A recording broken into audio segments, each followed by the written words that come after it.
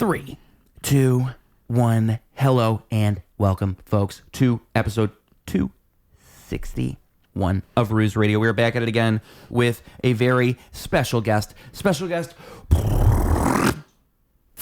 Could you please introduce yourself? Hi, I'm Christine Ferrera. Am I supposed to be looking anywhere? Well, the camera's right there. I never look at the camera. It's funny. Okay, like, no I'll problem. watch people look at the camera, and I'll always think, like, I should be doing that more. Because for me, it's like I'm trying to pay attention to you, but I should be, like reacting. No. Like every now and then I'll do it, but I just forget it even exists.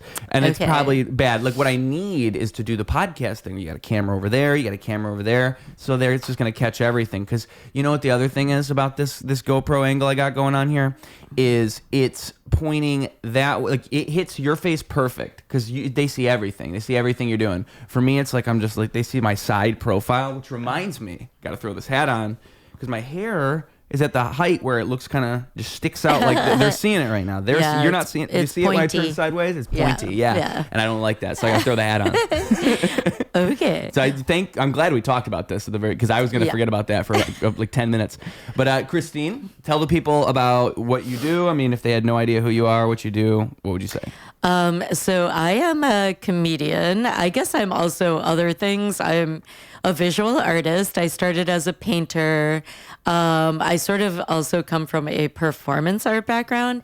And then I started getting into comedy about 10 or 12 years ago, maybe.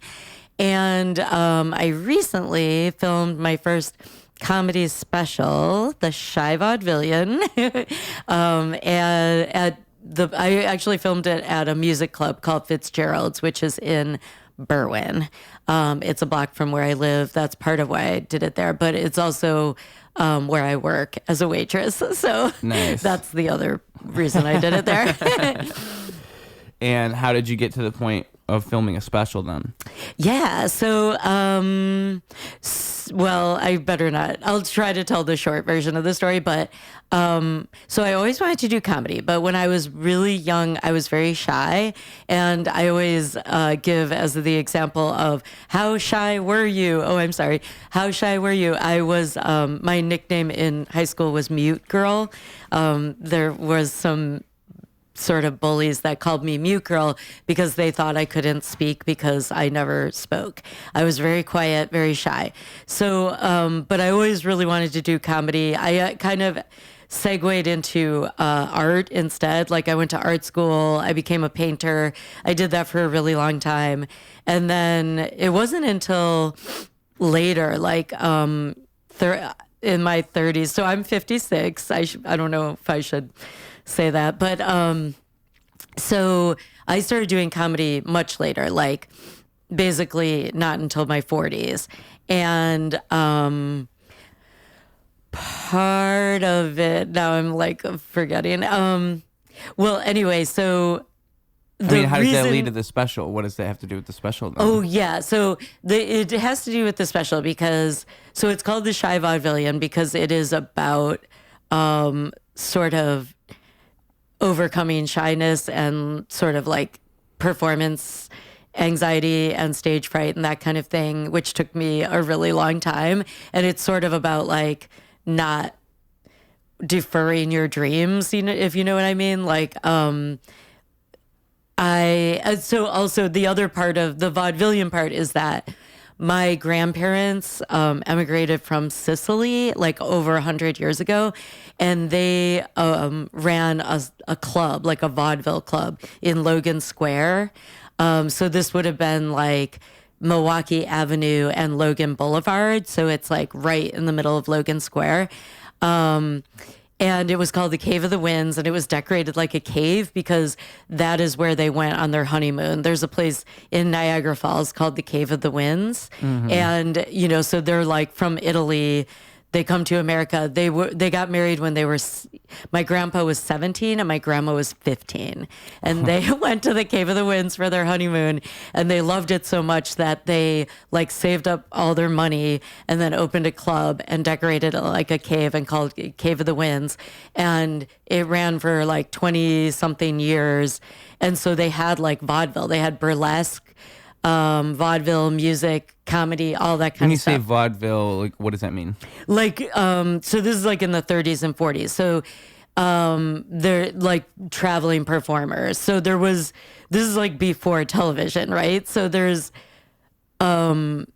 all these clubs in Chicago. Like they're like some of their friends, and they were part of this group of all their friends were like these other club owners. From my understanding, right, vaudeville's the origins of stand-up comedy in a sense. Okay. Yeah. So before there was like, television and stuff like that, people would just go from town to town and perform. So people like the Marx Brothers came from vaudeville. Charlie Chaplin came from vaudeville.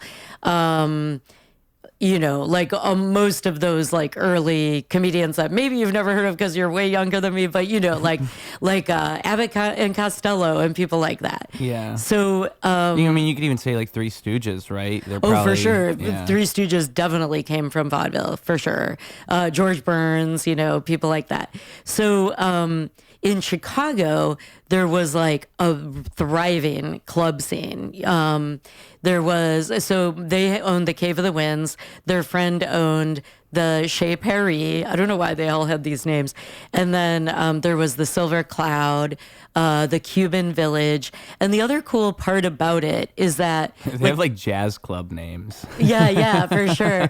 So I have like hundreds of pictures of the Cave of the Winds and all these performers. I have like all these headshots of people that perform there.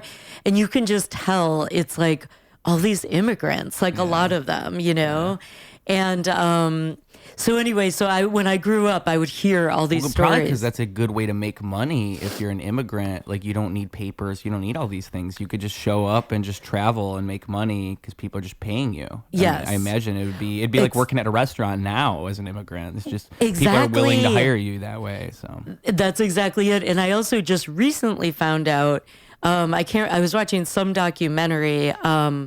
Actually, I think the documentary about Mel Brooks is where you see immigrants when it's those traveling circuses, or not traveling circuses, but traveling fairs. You see that too. Yes. Where, like, it'll be a fair traveling around, and they're just putting together rides and taking them down because of course you would see that. Yeah, that's I think a good job. I think vaudeville maybe even kind of does come a little bit from like circus and fairs because it's like before there was even film, there were like these traveling sideshows or traveling circuses or whatever kind of thing. Oh my God, you can pet a pig. You can pet a pig for one time a year. I want to pet a pig. Or just freaks and oddities, like Lobster Boy. Have you ever heard about Lobster Boy? I think they did that one year where they had some like oddities at the fair in my town, but they never really did oddities in my town, which I wish they did more of. That would be fun. They did professional wrestling one year where they had like a wrestling ring at the fair and they had like matches happening at a certain time of the day, but they never did that any other year. I remember that type of stuff makes the fair awesome to me. It's like, make it special, do something different, like crazy different, I think now it might be considered like ableist or something like that. I don't know. I don't know. I don't know. I don't know if you can do, well, there's like certain characters you can't do, but I think for the most part, like the tattooed man, like there's a lot of things, like the guy who's just covered in tattoos. Well, yeah, they still have Coney Island, right? Have you ever been to Coney Island? Oh, no. I mean, they have that at Coney Island. They have like a sword swallower, tattooed man, bearded lady. I think they still have all of that at Coney Island. Oh, I didn't know that. Oh, yeah. But so I think it was the Mel Brooks documentary I was watching recently where, he's almost 100 years old. So if you could pop that door, she's trying to subtly escape over there. Get out of here, Trying to Margo. escape this room. Indecisive. But they talk about like why were the Borscht Belt and all that kind of stuff, and they're like, why were there so many Jewish comedians? Yeah, and he says it's because they were so discriminated against. It was one of the only jobs they could get. And same for Italians, which is my grandparents, and same for Irish, and same for like African Americans. It's like because any kind of live theater or live performance was considered really low. Like it was considered like not proper for fit society or whatever. You know what I mean? Right. So I was like a light went off when I heard that because I always wondered, how did because now to open a club would be so hard. Like you would need millions of dollars and whatever. Yeah. And I was always like, how did my grandparents, they were like teenagers when they started saving for it. And they were probably only like in their 30s when they were, when they started this club, because they had a club, they had a bar, and they also had a liquor store all on that same little corner, which right now is some very expensive real estate. I don't know if you know Logan Square, but it's pretty fancy now. So yeah. I was like, God, how did they do that? And then I realized like, well, Sicilians in the 30s and 40s in Chicago, maybe they knew some people, you know what I mean? Like, but no one in my family ever talks about the mob, but like there's no way. So I'm still researching it. I want to find out. But that would be a fun like family revelation, right? I mean, it's got to be, because there's no way. Like, right. Literally, that is the. Well, maybe they were frame. funded by the mob. Maybe it's not as crazy as they were in the mob. Maybe it's like the mob was giving them money for them to do a certain thing. Like the mob that wouldn't be out of question. Yeah. Because I think that's probably more realistic than like my grandparents were in the mob. It's probably more like my grandparents were accomplices to the mob. Like adjacent. Yeah, mob adjacent. Everything at that time was mob adjacent. Like you'd have to be to survive, right? Yeah, clubs, bars, anything to do with liquor, anything to do with entertainment was. So I think it's more likely they were paying.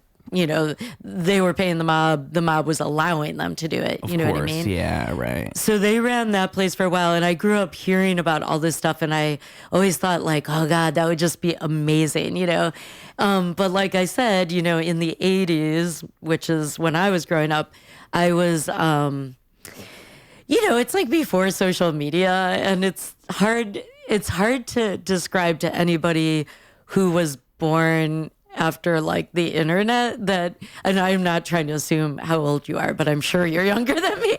But it's hard to explain just how different it was before all the, you know what I mean? Like if you had a dream of like doing comedy, it was literally like, how? Like there's not open mics. There's not really, you know what I mean? It's like you would have to move to New York or LA.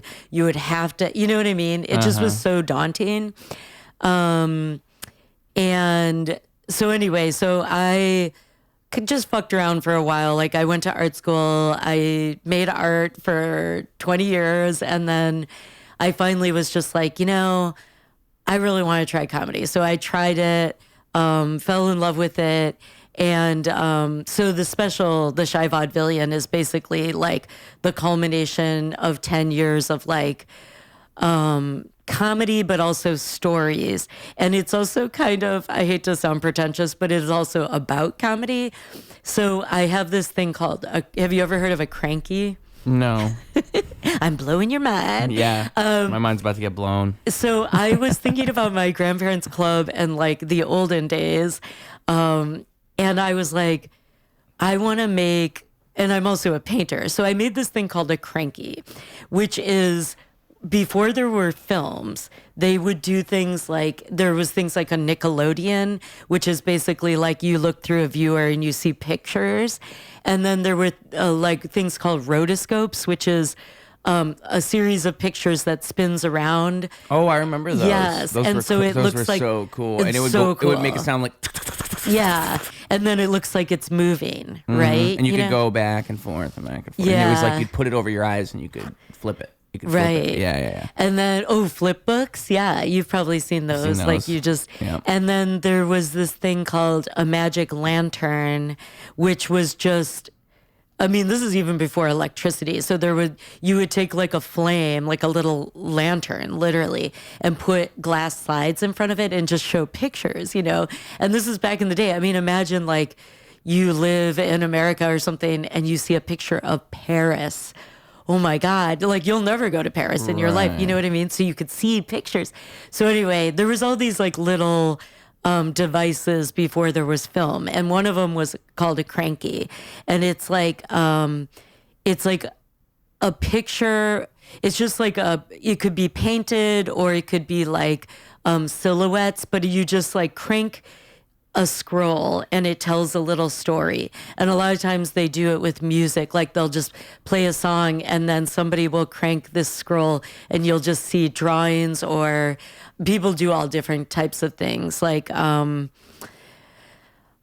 mine is the story of the history of comedy, but it's a painted scroll and then I crank it along with, the story and like, where did comedy start? Da, da, da. Of course, I wrote the story of the history of comedy, so it's kind of made up and it's really silly. It all started with me. The day I was born. But yeah, so it's just like, so it's that's just one of the things that I do in the special. That's sort of like a visual element, you know what I mean? And it relates back to the vaudeville and all that. Exactly. It's like technology. I call it like cutting edge 19th century technology. Right. Yeah. So. Yeah. And then is there other stuff like that in the special then? Like, is that the idea? Yeah, kind of. Okay. I mean, but it also sort of progresses as the history progresses. So but I have a lot of shouts out to like different eras of comedy. Yeah. Like Jerry Lewis, who some people, do you know who Jerry Lewis is? I'm familiar. Okay. Because you would be shocked how many people have never heard of him. Yeah. Even though to me, he's almost like the icon. I feel like I'm lying. I feel like when I say I'm familiar, I mean like 2%. I really don't know. You really Jerry don't Lewis. know. Okay. No, yeah. So I did this show in Edinburgh, and there was a comedy critic there. He didn't know who Jerry Lewis was, and he also had never heard of Jerry Seinfeld. Well, that's just ridiculous. At that point, I thought that's that ridiculous. was insane. If you don't know who Seinfeld is and you're a comedy critic, like what's going on? I mean, come on. Yeah. You got to like scroll through a list of top 10 most famous comics and just learn who they are. I think if you want to be a critic. I think so too. That's crazy. He was like, is he American? I was like, come on, dude. Like, really? That actually kind of blows my mind. Like not knowing who Seinfeld, because Seinfeld's like one of the most famous comedians. It's kind of undeniable. I mean, who else on the like Rushmore of comedians right now could you say is like one of the most famous? Because I mean, you have all these like comedians who have gotten famous in the last 10 years. But I don't know. Seinfeld's been around since the 90s. He's just one of the people most people would recognize. Right. I can't even think of a lot of, like Cosby, but not for the right reasons. Right. We don't recognize Cosby. But anybody else like from that era that's like still around, you see him if you saw him now, you'd be like, oh my God. I mean, if he was still alive, I would say Bob Saget may have that level of fame. Maybe I don't even think he does. Maybe, but probably not. Yeah, that's probably just my American coming out, my inner American coming out. You know? Yeah, saw Full House growing up. That's what's going on. I mean, I just think Seinfeld to me is like so iconic. Yeah, and I mean, it kind of changed sitcoms even. He changed television and comedy. Yeah. By doing essentially nothing, by making a show about nothing. Right. I know. Yeah. It almost seems like hard to believe that anyone like could live their life not know. Yeah. Because this guy's, this is in Scotland. So I understand it's the UK. I guess. But I mean, it's like, I've heard of Ricky Gervais. He's not American. You know what I mean? It's like, I don't know. Anyway. I can't even think of a comparison because that's how iconic He's only Seinfeld into these is. popular Scottish comedians. Yeah. I can't do Scottish. I wish I could. I wish I could pull off Scottish. I can't even do Irish. I'm like, because Irish, isn't Irish something like this? Oh my God, no. Is that Irish? I think that's Cockney you're doing. Yeah, I don't know what that is. I really can't. Yeah. I remember the only way I can kind of do it is if I just imitate Conor McGregor saying certain things. That's as close as I can get to Irish. What the fuck you want from me? And that was bad. I have to watch clips. I'll get back to you guys on Irish. Okay. Irish is one of those ones where, I think whenever I do Irish, it ends up just sounding kind of Australian. Which, Australian, I think I can kind of do. I think Australian is not that bad. That's pretty good. Thank you. See, okay. But Irish, I don't have a clue. I'm so jealous of those people who can just do like America's got so many accents. Have you ever seen one of those videos where somebody can just do all the American accents? Yeah. I'm not trying to derail you though. No, that's okay. That's okay. It is fascinating. I lived in Baltimore. I started doing comedy in Baltimore. I can't do the Baltimore accent, but it is hilarious. What even does it sound like? ooh, it sounds like I can't do it, but it's something to do with the oohs. Ooh. But it's also a little, it's almost like a combination. There's a little British in there, and then there's a Southern for sure. And then it sounds somewhat similar to like a Philly accent. Baltimore's only like an hour and a half away from Philly, but I also can't do a Philly accent, so I can't really tell you. But I love hearing people who can do like the really subtle differences. Yeah, it's really interesting. Yeah, because that's what's crazy is the subtle differences. I mean, like because there's a Minnesotan accent, or not Minnesotan, but is it Minnesota? I think it's Minnesota. They sound something like this. They say I can't do that, but I can do Southern good enough to where what I used to do was I'd be on TikTok Live, right? I'd do TikTok Live, I'd go on there, and then it's like I would talk to somebody like this. I'm like, hey, it's nice to meet you. I'm doing great. You want to hear freestyle rap? I'm doing a little bit of rapping for you. I just want you to give me 3 words. I'll rap your brain off. You're never going to see it coming. And I always do it like that. And then like when I rap normal. And then after, I just go right back into character. I'm like, so what'd you think of that? You like it? But like the rap is not in the accent is what I'm saying. Oh, so, that's like, awesome. Yeah, I feel like that's a fun gag, right? You talk in the Southern accent, you rap normal, and then you come back to the Southern accent right after. Because I feel like it's good enough to where it might pass. I'm not sure if they're just humoring me or not. Because like I've had times where it's like a Southern person, and I'm like, oh, this is the real test. Like, are they going to see right through me? They would know. If anybody knows, it's them. You know, they know their own people. Where are you from? Michigan. Oh, okay. So like right around the corner of Chicago. Yeah. So and then, yeah. Does Michigan have an accent? I think. See, to me, I don't notice it because my voice probably is very much Michigan accent. Probably just the way I speak and the way I pronounce certain things. Probably so much like a Michigan Midwest accent. Yeah. But to me, it just sounds normal. So what do I know? Like it makes me think of when people are born somewhere else. Like they don't think of their accent as different. They think of it as normal. And they think of all the other accents as different. But when I hear an Irish accent, that's my terrible Irish coming out again, right? But when I hear that, I think like that doesn't sound right. Like, my voice sounds right. But that's how everybody thinks. Everybody thinks their voice is the normal voice, you know, because you grow up around people who sound like you. So, yeah, exactly. It blows my mind when people on TV are secretly British.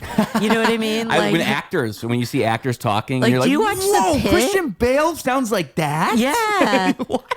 I mean, that guy, did you ever watch The Wire? Yeah. Oh, Omar? I didn't even know. About Omar? Or I was talking about the lead guy, McNulty. Oh, him. I didn't know he was British until later. I was like, wait, McNulty's British? Like, so, I think I'm wrong. I don't think Omar was British. No, I think Omar it was wasn't British. The other guy, though, the guy who he was in. Oh, Stringer Bell. Stringer Bell. Idris Elba. Him and the both secretly of them, McNulty British. and the other Stringer guy's Bell. secretly. Yeah, it's very bizarre. It's crazy. But I just Walking Dead. Andrew Lincoln. That's another one. I've never seen that show, but I just started watching The Pit. And you'd be shocked how many people are Australian or British on that show. Yep. I was like, what? Because they're just so good at it. It's so good. But then the reverse is not really true. Like, I find that most American actors, when they try to do a British accent, it's like, ugh, it's like embarrassing. So what do you think if I'm talking like this? Do you think it's bad or do you think it's all right? Because I don't know.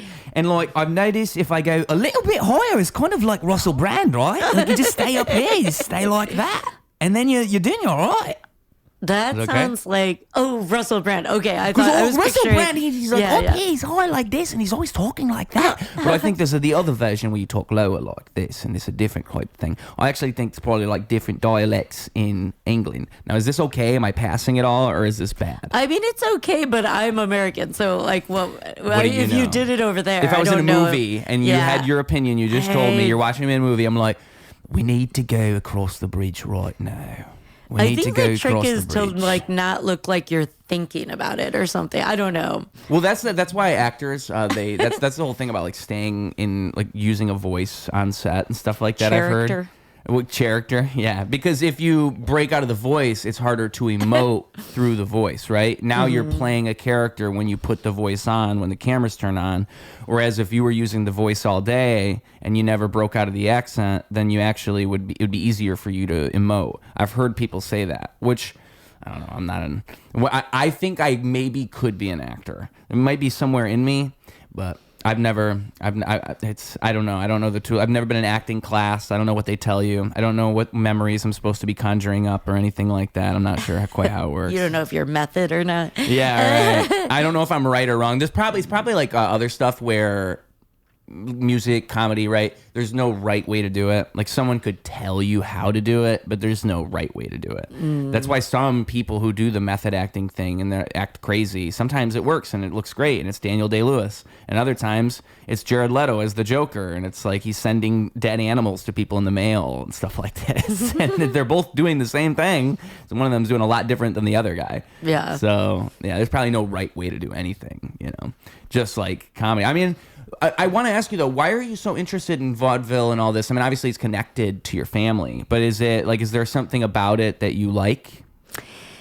Yeah, I do. I just find it interesting because, well, I grew up like probably my first comedy love was the Marx Brothers. Yeah. I loved the Marx Brothers, and I don't know. I think part of it is just that it's so physical. You know what I mean?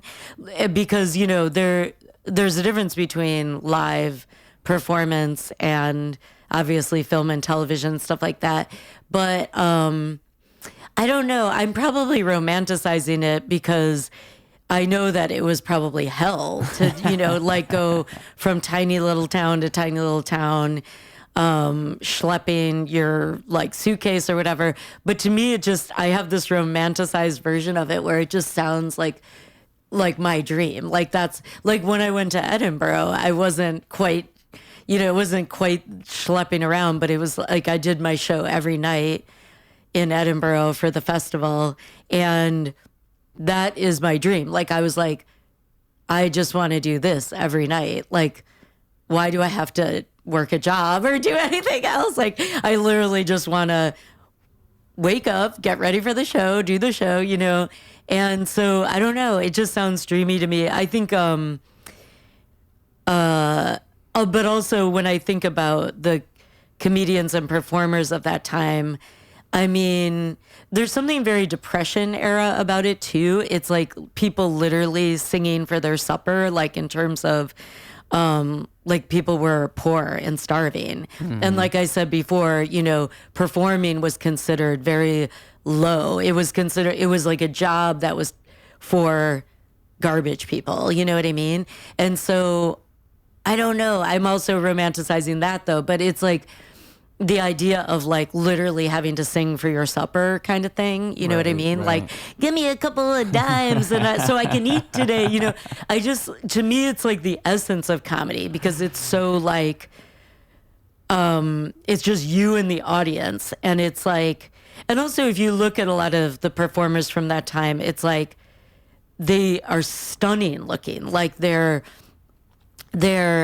because they did so much with their face and they were doing so much physically. Yeah. And they're not making like obscure cultural references. You know what I mean? Right. It's like, I mean, some of it, of course, is like completely awful by today's standards. I mean, for one thing, it's like, yeah, like, I mean, people were doing blackface, you know what I mean? Like, it's totally... Probably a lot of animal stuff they were doing back then you wouldn't like now, too. I imagine, because that's film, the film industry is the same, where you look back far enough, you start to see, it was before animal rights had become a thing. Yeah. So you could just do anything. I mean, it was violent. It was like I remember reading racist, Alejandro Jodorowsky, because he's like he's known for being like a crazy artsy film director. And he's killed animals for his films before. His films are incredible, by the way, but he has killed animals for his films.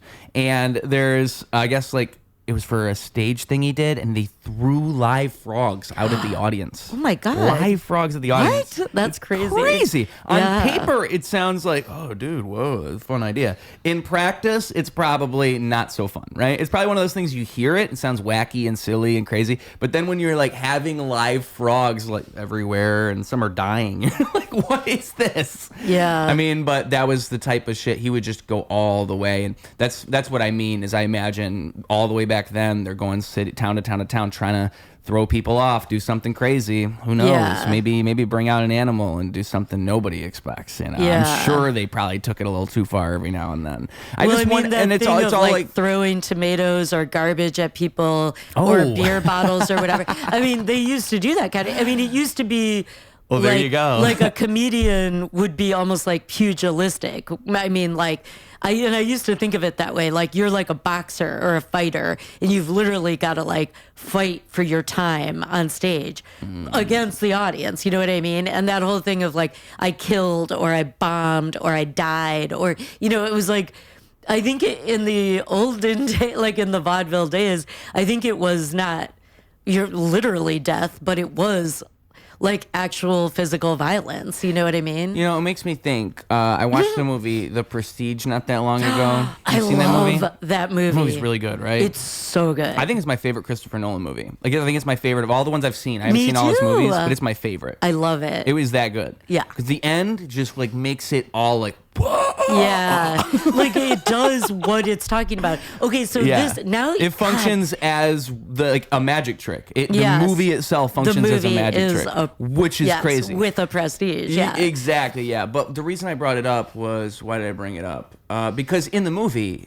It's from that era. It's from that era, and the way they portray audiences, the way you're talking about reminds me of that because I think they did it well. Where it's like the audiences are difficult throughout the movie. It's like if they see a trick that they've seen before, because like this is around a time when magic is.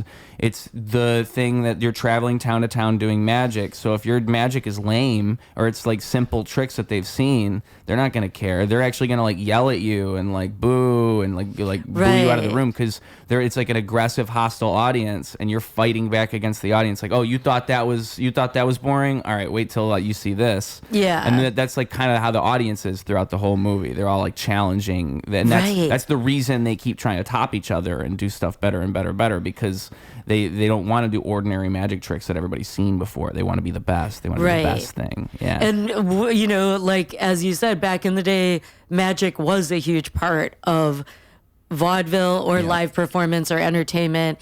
I mean, they used to sometimes refer to certain things as, like, parlor tricks. And when I was doing the special, I was like, it is like magic. It's like doing a magic trick because now in a way it's easier, but in a way it's like because people aren't literally throwing garbage at you generally, but in a way it's harder because audiences in my opinion are also kind of smarter and really sophisticated. So like I actually was thinking about magic and I watched a bunch of documentaries of magicians before I did the special. Like I watched one on Ricky Jay and this one guy whose name I can never remember, Derek somebody, who did this unbelievable show recently in New York. And it kind of was a little like The Prestige in that once you think you're, not like you figured it out, but I wish I could remember that guy's name. It's not Darren Brown, no. No, I think it's like, I mean, this was really recent. It was just from a few years ago. Is it New York? New York, yeah. Okay. And it's like he basically ends up doing mind reading. Okay. And you're like, there's got to be a trick to this. He can't possibly be doing this. Oh, okay. And then it's like, just when you think he takes it to another level. Like he just keeps taking it to another level. But I was thinking a lot about magic before the special because I was like, stand-up comedy is like magic in that the audiences are so sophisticated at this point that it's very hard to surprise them. It's hard to subvert their ideas of what's going to happen. You know what I mean? Like it's hard. And this is kind of funny, but so I recorded especially like at this point in time when people feel like they've seen everything already. That's what I mean. And with social media too. And like because live performance, like there's things you can do obviously with film or social media or video that you can't do on stage. You know what I mean? Yeah. Like so I was thinking very much about the live element of it and the stage element. So like, for example, my special starts with me waitressing. Like I'm waiting on the tables and then I come out and I do it's like, okay, like, is everybody good here? And then I go backstage and I come out, I do like a change and I come out and now I'm the performer. And I did a lot of stuff with the space that So like I work in this space. I am a waitress at that space. And the day before the special, one of my coworkers was like, we have a betting pool on whether or not you're going to be funny. And I was like, oh my God. I'm like, that is so, I was like, are you fucking kidding me? And they're like, no. And I was like, well, I don't want to know who bet against me. Like, that's terrible. But I was thinking about it as the night of. I was just like, okay. Those are real friends, by the way. I was like, and I mean here that. we That's go. how you know you got real friends. But Because that's actually I mean. they're kind of being supportive in this weird way. Weird, yeah. I mean, they all supportive. did come to the special. It was also free, and there was an open bar. But It's just so funny, like the worst case scenario that comes out of it. Nah, you weren't funny. They won money, you know? Like, that's exactly how it would go. But I mean, talk about a rough crowd. I mean, they're like, you know what I mean? So then I had that. I was like, why did she tell me that right before? Yeah. Like, I was like, oh no. So then I really felt like, I mean, you always feel like the stakes are high, but I'm just saying, like, the difference between vaudevillians getting beer bottles thrown at them, or, you know, you hear these crazy stories, people getting punched out and stuff. Oh, here's an interesting one. Have you ever heard of Buster Keaton? Yeah. Yeah. So his parents were vaudevillians. So he was on the vaudeville circuit starting at age 3, basically a baby, you know? And by the age of 10, he had broken every single bone in his body at least once because he was in the act, and they literally his parents' vaudeville act was throwing him around. They would like just pick him up. They would literally throw him, and so that's why he was such a star. Yeah, folks, you couldn't do this stuff today. You couldn't. Well, he did all his own stunts. He literally jumped from trains. He jumped because his bones from probably buildings. fused. Well, because he was like, yeah, he had no fear for one thing because he had broken everything by age 10. And he was so used to being thrown around that he got really good. So that's what I'm talking about, that kind of physicality, which of course you don't want to do that kind of shit now. That's crazy. Yeah. But I'm just saying, like, our sort of notions of like, I mean, that is wild. Yeah. They just whipped him into shape, essentially. Yeah, literally. Yeah. So, you know, and there was a lot of, you know, crazy physical stuff that happened. I mean, the Three Stooges, I mean, all that punching and slapping and stuff, like, they were doing that for real. Yeah, how could you fake it? Yeah, right. Yeah, you know, and anyway, so it's just the amount of concussions those guys got. Like, the amount of concussion. I mean, somebody who... Like, I'm so sorry, No, but go in ahead, my history of comedy, my fake history of comedy, I start with, did cavemen have comedy? Like, did they laugh when someone farted? Were they kicking each other? Like, if someone got kicked in the balls, were they like giggling? I think so. Or were they like, you know, so-and-so got eaten by a bear? That's not funny. You know, like, it's survival, because it's like, if they got crushed by a boulder, was it slapstick? Well, that's a great question. Like, where does comedy begin? Right. Like, where's the actual beginning? It'd have to start around consciousness. Yeah. I think comedy has to be with consciousness or self-consciousness, I should say. It has to be related to self-consciousness because animals don't laugh, but do you want to monkeys know the laugh, only other primates animal? laugh. Do you want to know the only other animal that's not a primate that laughs? Guess. Is it like something that if you tell me, I'm going to be like, oh, I should have known that? Or is it a hard I don't know. guess? Is it It's a tough pretty guess? hard one. It's a hard one. There's one other species. I'm going to guess. Oh, parrot. Ooh, that is a really good guess. It is rats. But parrot counts, folks. Oh, parrot counts. Yeah. Well, they did, I guess, technically, because they might imitate a laugh. But yeah, I don't know if sure. I don't know if it really counts because they're imitating, but it counts. They did. When I worked at a university, we had a laugh expert, this scientist who studied laughter, literally. Whoa. And he talks. Honestly, probably a really cool field. Oh, totally cool. Yeah. Yeah. But he gives these lectures about like laughter and not so much comedy, but like literally laughter, like the physical act. That's of why laughing. it would be cool Yeah. because laughter is an involuntary action. I mean, Right. you don't really think about it. It's a survival instinct, actually. Yeah. And that's why rats do communicate through laughter. And so there was this really famous, there's a famous study where a scientist discovered that rats have this, like, they study rat communication because, you know, they have, I mean, they actually, a lot of animals have pretty sophisticated communication where they're like, beep, beep, beep, burp, burp, burp, you know, whatever. But with rats, they started noticing, oh, they actually play with each other and they giggle. And so this scientist did this thing where he put rats and he tickled them. Every day, can you imagine going in 9 to 5, tickling rats? He tickled them and they're like, ah, like they love it. They love to be tickled and they love to play and laugh.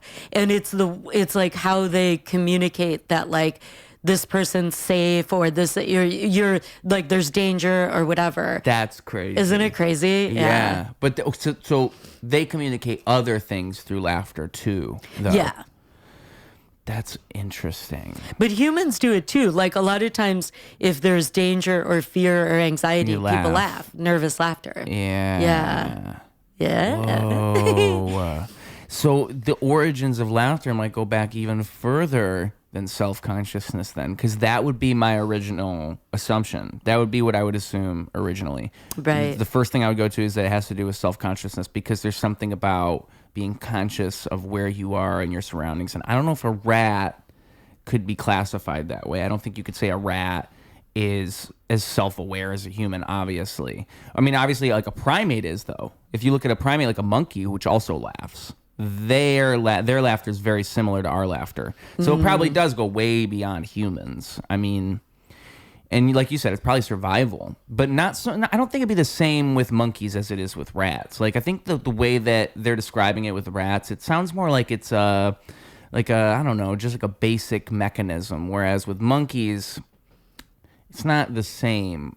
I wonder if monkeys laugh when they're afraid, or when they probably do. They probably have like scared laughter. Yeah, interesting. One thing that's interesting about monkeys too, just their socialization and all that, is we didn't even know about that until Jane, what's her name? Goodall? Jane Goodall, yeah. And all the stuff she did. That's like, before that, we didn't know they traveled in groups and they had family structures and all this. That's all relatively recent information.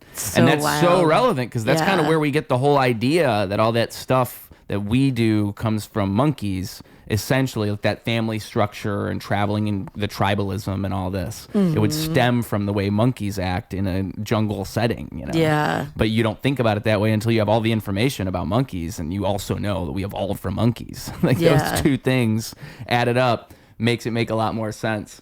But and again, with like laughter and monkey behavior. Interesting. So yes, with all of that being said, with all the information on the table, cavemen did laugh at farts. That's what I would say. Cavemen totally laughed at farts. It's literally the funniest thing that's ever occurred, and like continues to be funny. Yep. It's like farts continue to kill. It's so crazy, because it's like, I always think like, well, my boyfriend actually asked me, because he's like, come on. He was like, Chris, are you like, really every time you think it's funny? And I was like, it is funny every time. Like, because it's, I don't know, is it a miracle? Like, what is it? I don't know, but it's so funny. Yeah. I mean, it's not only is it a funny sound, a funny thing to have happen, but it's also accompanied by an awful smell. Like, come on, that's comedy gold. You know what I mean? I mean, I think the best farts are the farts where, like, they just weren't supposed to happen. There was a video I remember seeing on social media, and it's an Indian guy on an airplane saying, like, whoever's farting, please stop farting. Like, please stop. Oh my God. It's like, just so like, funny. I'm begging you. I have been on a small airplane where somebody was like, letting it rip, and it's like, good God, are you fucking kidding me? We're trapped, and you're doing this. Oh the my guy God. in the video is begging. Yeah. He's like, whoever is farting, please stop farting, please. Because I remember when I was younger, and this was like at a family gathering or something like this, right? We're all at my grandma's house or my aunt's house, and we're playing Guitar Hero 3 or the latest game, and someone farts. And it's my uncle or somebody, and he farts, and he cleared the house. I remember it was that bad. It was one of the worst farts I've ever experienced. He cleared a house. And do you think he was proud? Yeah. He was like, oh my God. I mean, aren't we my all... body is amazing. Come on, let's be real. You don't treat your farts like other people's farts. Let's be real. Like, if I were to fart, I would smell that and be like, I did that. I think of it like proudly. It's an animal thing to be. It's like you're sort of like fascinated, sort of proud. Like, I mean, it's so weird. I did that. Whereas if someone else farts, I did that. yeah, someone else farts is bad. Someone else farts is like, oh, I know. Oh, it's so weird. It's like you bad, me good. Like my same body, thing. Amazing. Your I was body, gonna say the same shit. disgusting. Same shit is kind of more on the nose, right? Have you ever heard of the fartist? No. Now we're really getting going. He was a vaudevillian, pedomain. Look it up. A professional farter. A professional farter. There's more than one, but he was known as the fartist because he could fart like songs, and he could do all kinds of stuff. That's incredible. He could fart songs. I think he could fart songs. He performed farting. That's and he was his nickname was the command. fartist, but his real name was something pedomain, like somebody pedomain. I can't remember his stomach feel of a man who can fart all the time. Well, in all my research about magicians, they actually, like, who's that one? Not David Blaine, but who's the other, the street magician guy, street magic, super famous. I don't know what's with me and names today, but not Chris Angel. You didn't not do street Chris magic. Angel. Street magic. You're not talking about the OG back in the day. He's still going today, but he's like really good. But he does all kinds of stuff with body stuff, and a lot of magic does involve body stuff. So he does this weird stuff where he like practices. He can intake huge amounts of water, and then like he can like shoot out water. He did a lot of practicing like swallowing crazy shit and then regurgitating it. Oh God, like I'm sorry. Well, I know that, and I keep thinking of the water thing because he would like, I don't know, he would do some weird thing where he would like spell out stuff with water, or he would, well, for sure, like swallowing swords and glass and sharp objects and stuff like that. Not David Blaine.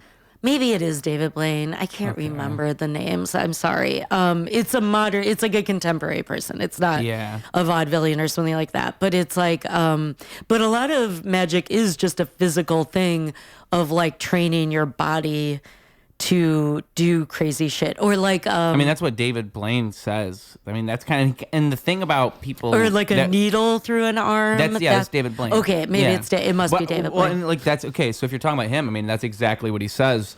That's kind of, the thing is, it's or like Harry Houdini. Yeah. And he takes after Houdini, and it's one of those things where I don't know if it's advice for everybody, but I think it's very inspirational, right? Like, I don't think that he proves anybody can do the things he does, but I think he proves the human capability to do amazing things. Like, he does things that people would say are impossible. David Blaine, I mean, he broke the record for holding your breath underwater. Right. In front of people on stage. David Blaine was in an frozen ice in New York for what, like 20 days? Okay, I think it is David Blaine. Yeah. He was that's suspended crazy. in a box above people in England for like a month or something. He's done things. You were asking why I'm obsessed with vaudeville, because this is why. Because it's all that kind of physical stuff that people used to do. And I don't do physical stuff. Yeah. But that's what I'm saying is like modern comedy to me is more like a mental magic trick. Yeah. Because it is so hard to surprise people, and you know what I mean? Like, so yeah, I don't know. I just think it's because of the fact that you have to like go above and beyond to surprise them. You have to think ahead of what they're thinking. Are you familiar with Oz Perlman or Oz Perlman? No. So I don't know how to introduce this because I don't want to spoil it. But what it is he's amazing. As a mentalist, he's incredible. I spoiled the fartist for you. You did. You sure did. So Darren Brown, he's very similar to Darren Brown if you're familiar with him. Darren Brown's a mentalist. He's like one of the biggest mentalists of all time. And I imagine you're not even familiar with mentalism if you don't know about these people. Oh, well, I know the guy who talks to dead people. Is that different? It's not so different, actually. But, so Darren Brown had a special that he did where he kind of does the whole talking to dead people thing. But he's trying to expose these people because he, like, what he's showing is that what mentalism is it's me looking at, or at least what it supposedly is it's me looking at your cues, and I'm going to say things to you, and I'm going to lead you in a certain direction, and I'm going to figure things. So say you come to me and I say I can contact dead people, right? And you come to me and you want me to contact your dead mother, your dead grandmother, whoever, you want me to tell you about your dead grandmother and the shop that she owned or something like this. And you have all these preconceptions. You come into there and then, I'm talking to you and you're like, I'm seeing a name. Now tell me, the name looks like it's coming from the middle of the alphabet. No, wait, I'm getting a signal. It's towards the end. Yes? Is it towards the end? Okay. The name starts with... That can't be right. It starts with an R? No. See, I'm not good at it. Yeah. But they can just do it. Yeah, and they'll that's how they get the right letters, and they cover up all the mistakes like they're reading they made. body language, maybe. It's all about body language. Someone goes... Yeah, exactly. Or they don't. And they have the right way of fishing no, for it's not information. right. Like Yeah. when I say middle of the alphabet, I'm just trying to get a general direction of where the letter is and all this. And depending on when you get excited, when you because you want me to say the right words. And so that's how these people make a living. That's how you get like a Long Island medium or something like this, where I can just go to anybody and make you think I talked to your dead loved one. And that's what Darren Brown was proving with his thing. He was showing that like he could just do that, because if you're good enough at mentalism, you can do something like that. These people are just lying about what they're doing, and they're saying they're doing one thing when really they're doing another thing, because his whole thing is about like misleading you and misleading the audience. And he'll do it he'll say, that's the whole thing that was funny about him doing it, is he even said as he was doing it, now just so you know, I'm not actually talking to your loved one. I'm just manipulating you. I'm just making these things up. So anyways, that's so cool. And they still fall for it. Yeah. They still leave the situation going, I know that you said all that you were lying, but I still kind of feel like you talked to my dead mom. Well, it's kind of like... Because that's how bad you want to believe. You want to believe that... And you're latching on and like filling in the blanks, or like, it's kind of like with horoscopes. And like, I am sort of a horoscope junkie. Yeah. And it's like, it's so... But sometimes I'll like read my horoscope and be like, oh my God, it's spot on. And then realize, oh, I read the wrong one. And I'm like, oh, they write them all so that they're specific enough, but vague enough. Yeah. That you feed in, that you write the rest of it in your head. You know what I mean? Like, yeah, you interpret it. But also, now you've really got me thinking of like why I'm so obsessed with vaudeville and like just old-timey technology in general. I mean, I did study film and stuff like that.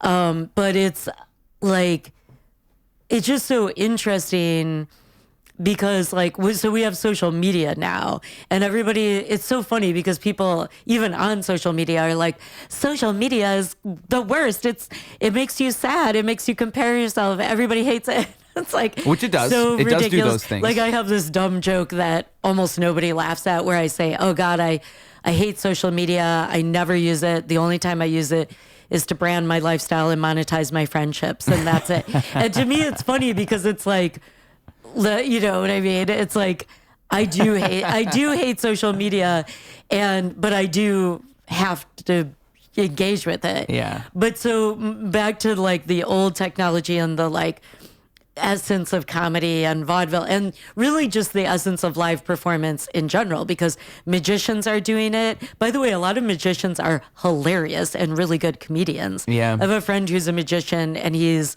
really funny, and he's a great storyteller, and his show is very much like he does it through story. I mean, you think about like, again, vaudeville and these difficult audiences, just injecting personality and being funny can be the thing that sets you apart from these other magicians that are boring. It could just be as simple as that. Yeah. Like someone who's good at a craft, but the difference between art and craft, really, but also I just think it's a relief, live performance is like the antidote to social media and like just virtual reality in general. I mean, it's like I mean, people have been saying it forever. Well, especially with AI now, though, right? Like Yeah. even that, right? Where it's like, what are we going to do to fight AI? What are we going to do to fight the internet? It's just, I don't know. How about do things in real life? Just meet up and do things in real life. That's a good thing to do, to fight those things. Yeah. Because that's the opposite of those things. Right. Yeah. And people said the same thing, by the way, about photography. I mean, when photography came along, people were like, this is terrible. Like, it's that whole thing you mean about like the early 1900s, you know? Yeah. First I think it was 1800s. Oh, yeah, when, I think it was like 18... No one will want to live in the moment anymore. Well, it was like, if you take a picture of the Mona Lisa, you somehow like sort of you've lessened its value. You know what I mean? Like, if I can have 5,000 pictures of the Mona Lisa, then why do I need the Mona Lisa? You know what I mean? Like that kind of thing. Take a picture to last longer. And then, like, famously, one of the first films was a train coming towards the camera, and people screamed and ran out of the theater because they thought they were going to get hit by a train. They were watching it on a screen. You've heard that story, right? Yeah. So, like, I'm just saying, like, whenever there's technology, we kind of freak out about it. And, like, now it's AI. Oh, AI is going to ruin anything. AI is not going to ruin anything. You know what I mean? Because we're always going to want... I think it'll enhance mediocrity. I think it'll at least do that, because I think everybody has access to it. So I think that's fair. I think every technology enhances mediocrity. Yeah, you could argue all of them do it. But that's why I'm so obsessed with it, and I'm so obsessed with like vaudeville and live performance, is because it's like, because I like that idea of comedy of like the sink or swim, kill or die mentality that. It actually has that sharpens like, you. you can't write a dissertation on why that joke was funny. Yeah. It has to actually make people laugh. You know what I mean? Right. Whereas, like, with other stuff, you can talk about it. With comedy, you really have to fucking do it. Right. Because, see, I have 2 art degrees, so I have a long history of listening to art statements about why something is good. And as opposed to, like, it's like, you're literally talking about a khaki square, and you're telling me like how important it is and how it's referencing this, and it's a khaki square. You know what I mean? Like, so when I was in art school for the second time, I was like, this is fucking bullshit. And I actually wrote my master's thesis on how comedy is the only true art form, because it's the only art form that you can't get away with bullshitting. If you don't make the people laugh, you have failed. Your art has failed. You know what I mean? Yeah, right. So, anyway. Well, and you can't deny your failure, or you can't... I mean, that's what where I even say, like, as a musician, I am lucky, because I have the luxury of the audience lying to me. They can lie. They can just pretend they liked it. Yeah. And, that's fine. Whereas a comedian, you don't do well, your night is ruined. It's over. No one's, there's no lying. It doesn't exist. They just didn't enjoy it, and they did not laugh the way that, and, we were talking about earlier about, like, laughter, and laughter being involuntary, and just being something that's, like, just kind of comes out of you, and that's why it's a magical thing. That's why they'd be so interesting to study, because it is probably like an endless foundation of information, just laughter itself. So you can't make somebody laugh. You just can't. There's no ifs, ands, or buts. There's no way around it. And it's not even it's not like a film. It's not like a song. It's not like something where it's like, oh, I just showed it to the wrong person. Like, if I showed this to somebody else, it would be okay. Because the other thing is, in comedy, you can't. I think the rule. You can, obviously, all rules can be broken. There's always situations where these certain rules don't apply. But the rule, more than any other art form, applies where you can't blame the audience. You really can't in comedy. Right. In other things, you can be like, oh, that song wasn't for this audience. But in comedy, it's like, you're supposed to be able to go in front of this audience and be funny. You're supposed to be able to, maybe this isn't the club ward. for you. What's that? Unless you're in a coma ward, then you can blame the audience. Yeah. They were dead. Literally. Technically, you did kill. Technically, you killed, But, so I just feel like that's why it's so exciting. And to me, it's also like, human beings have been telling stories since day one. You know what I mean? Since we crawled out of the ocean or whatever, there's been storytelling. Yeah. So I guess that is also how we know there's probably been comedy in some form or another. But there's always something new to do with it. You know, there's always, you never run out of like ways to tell a story in a fun, exciting way. You know what I mean? Yeah. Like, so it's like, sometimes people are like, oh, the comedy boom is over, or like it's done, or it's, you know, whatever. Or like they say that with film, like, oh, it's over. It's like, it's never over. You know what I mean? Creativity I think it comes in waves. is endless. If anything, it does come comes in waves for yeah. sure. I mean, but like, I'm hoping it's bottomless. It's bottomless and it never ends and it comes in waves. So I think like people interpret things as, oh, this is the end, it's all over, when really it's just about to whip back around and get so much better. You just don't even see it coming yet, you know? Yeah. Because I mean, I think that all those periods of non-creativity just inspire creativity in the long run. Like when things are kind of dying down for a moment, then you just get a stretch of awesome stuff really fast. So yeah, I mean, with films, I do kind of hope films come back around, because films, I don't think that they've ever went away, but I think that streaming, and I think that the way that the funding of films has worked, like just the way the film industry has moved, has kind of shifted the way films work now. And so you just don't see the same type of thing where, like, you can just Google it. Google 2006 films, and you'll see so many movies. 2010 films, so many movies. 2002, so many. So it's like all throughout the 2000s, there was just so many of these movies being released on a yearly basis. Now, it's like how many notable movies are released on an annual basis that are like blockbuster movies in theaters? We all talked about them, we all saw them, right? As opposed to maybe something that was on Netflix that maybe we talked, if you know about it, you know about it. We talk like, oh, it's this really good director, you had to see it. Like that stuff still exists. But when we're talking about big studio movies being released on a mass scale, it used to be so many. Yeah, I mean, it would be like 30 movies in 1 year, just like crazy lineup. Now you're lucky if you get 5 or 10 solid and stuff movies like that. Yeah. And I'm not saying that it's all going bad, it's all getting worse.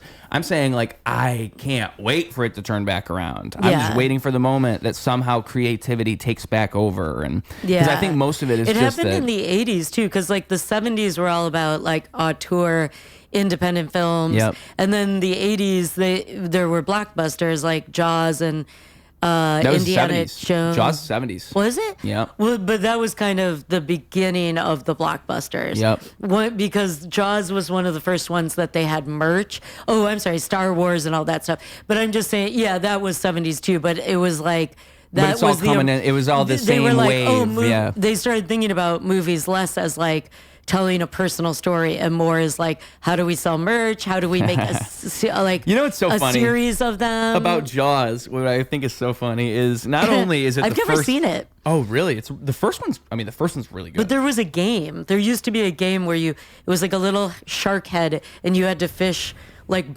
fish bones in cans and stuff out of its mouth. There was a Jaws game. Just like the movie. Yeah, just like the movie. But the first movie's incredible. I mean, it's one of Steven Spielberg's first movies, so it kind of put him on the map. And it's a great movie. But it's so funny because it's not only is it you got the band on. I was wearing it. I'm trying to display your merch. I didn't even notice that you put on. It says Ruse Cash Bash on it, folks. Cash Bash is the show I produce. My sister made that. Oh, so that's she so made nice. it for the show. But yeah. So the movie Jaws, fantastic movie. But it's the prototype for the blockbuster sequel that sucks. Like, it's so funny. The first sequel ever, I'm talking the first blockbuster sequel ever, was bad. It wasn't even good. So from the very beginning, these have been bad. Yeah. Now, don't get me wrong. It wasn't the first sequel ever. Like, I would say that right before that, you had The Godfather 2. So audiences saw The Godfather, and then they saw The Godfather 2, and they're like, oh my God, you could make a second movie that builds on the first movie? But I think part of the difference is Godfather 2 was based on a book. It was based on a book, and it wasn't a studio sequel. It was a sequel that was kind of always meant to happen. It was kind of part of the original project. That was the idea. Whereas Jaws 2 is like, oh, we made so much money. I didn't even know there was a Jaws 2. Oh, I thought you knew. So that's what I'm talking about. I'm talking about the Jaws sequels, because Yeah. Jaws 1 is a fantastic movie. Jaws 2, on the other hand, oh shit, it just kind of like undoes a bunch of the stuff that Jaws 1 did. Yeah. And this is, again, the 70s, the first big sequel ever. Like, because Jaws was the first blockbuster. So Jaws is a blockbuster movie. Let's do a blockbuster sequel to follow it up. Yeah. And it just ends up being a rehash of the original Jaws. That sucks. Because, like, the first Jaws, one of the things they do so well is Jaws is old now. He's alcoholic. You know, he's given up on he's his at old SeaWorld. dreams. Yeah. Okay, well, you want to know how bad it gets? By Jaws 4, or maybe it's Jaws 3, the shark has...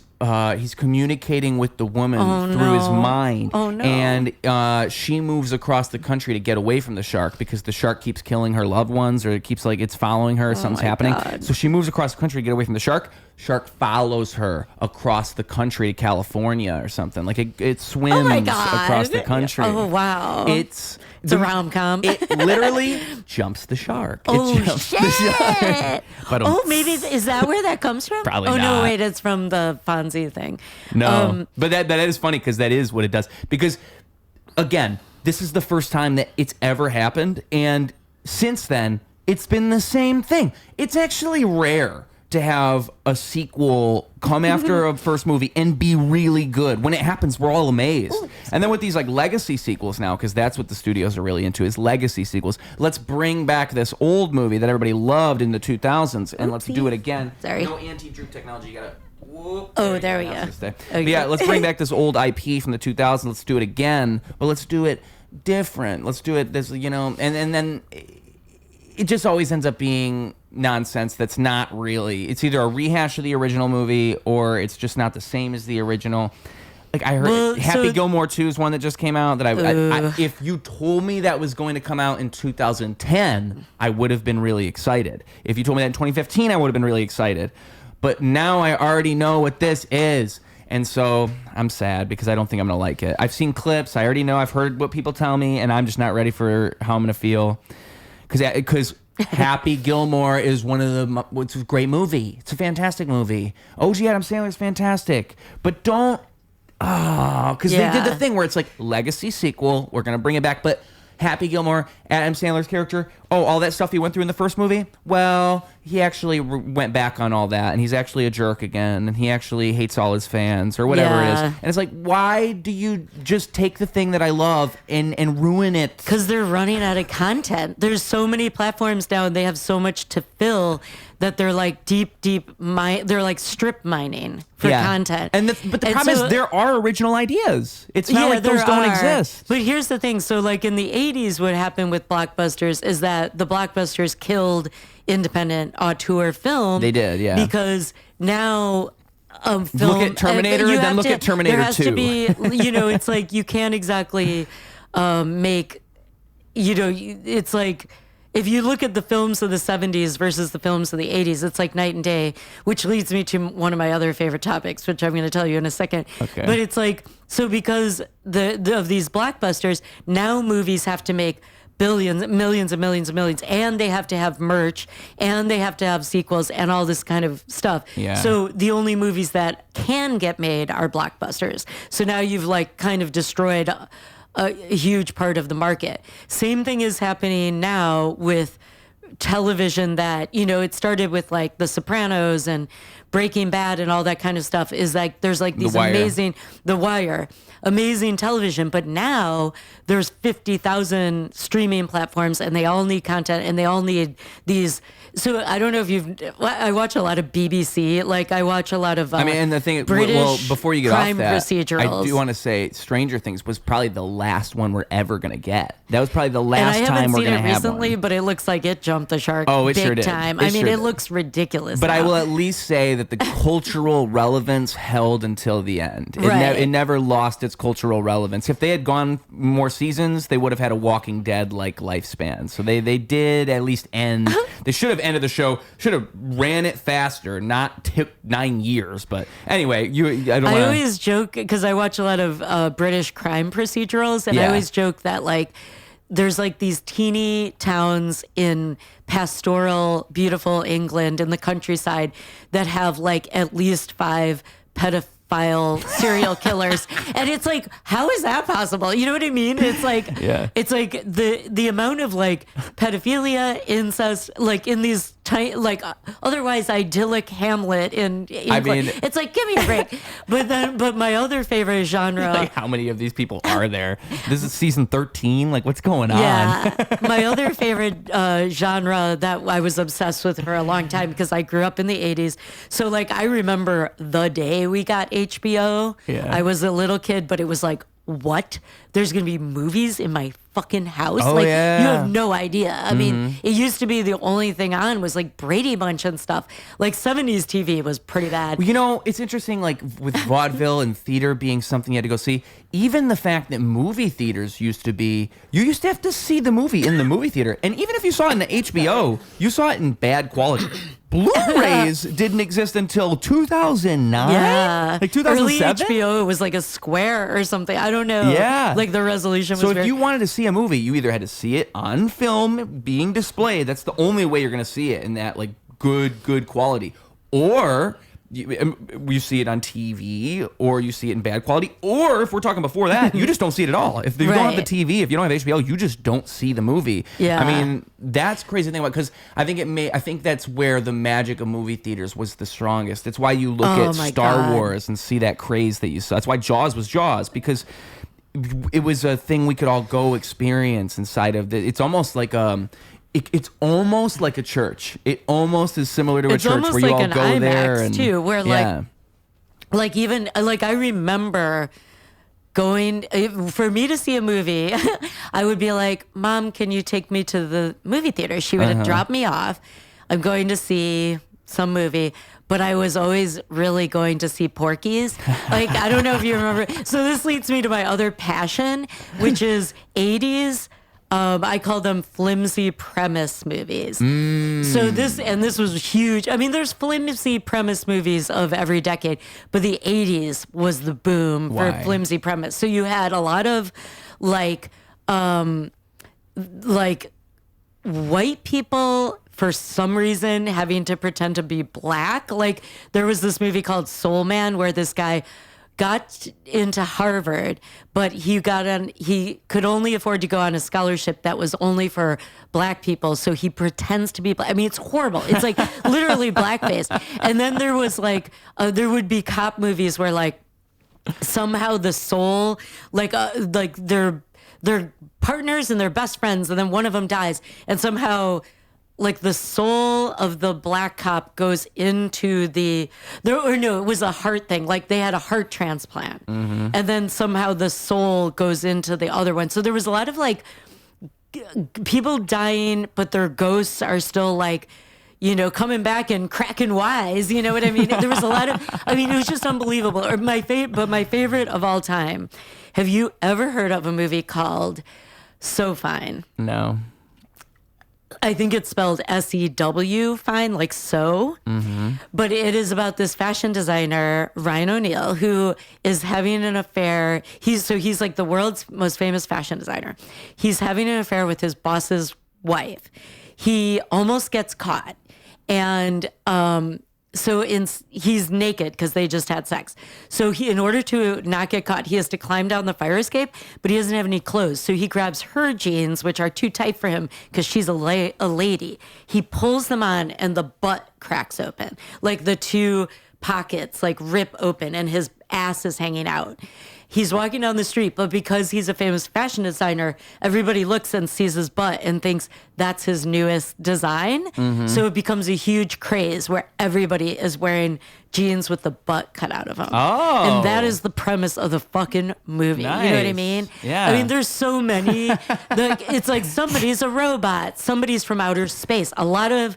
You know, I married an alien, my stepmother from out of space, all these. So it's like flimsy premises. Yeah. And then they just cobble together a sad 90-minute film out of it. And it's, to me, I'm like obsessed with them. And I've spent way too much of my life watching this garbage because it's like, because my thing is like, I want to see how they get through this 90 minutes. Like, I want to see how they make this stupid premise work for 90 minutes. I find it totally fascinating. And they did it. Yeah, like Short Circuit. I don't know if you've ever heard. Oh, that's the robot one. But then there was one starring Andy Kaufman.